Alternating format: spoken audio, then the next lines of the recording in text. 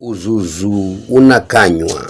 Mwanangu, kala uzamuthamini jiranio, kala uzaikira thamana mujeni, na kala uzazihega kwa manenogo mwenye, uzazifunga kwa hadi urioyika. Vikara henda vivi mwanangu, ili uzikombole, kwani uzazingiza mikononi majiranio. Enda ukazitereze na umuvoye sana jiranio akwike huru. Usitarize hata ukagwirwa ni utsinzizi hedu ukakunukira. Zikole hereka pala kula kwa mwinza, hereka nyama kamaha kula mikononi mwa muhegi. Mwendere tsungu hewa mukaha, zikirire ngiraze na upate hekima. Tsungu kana kilongozi hedu muimiririzi, hedu mtawali. Ela anazikirira chakurya wakati wa nyoha, anazikunzu manyira akiba wakati wa mavuno.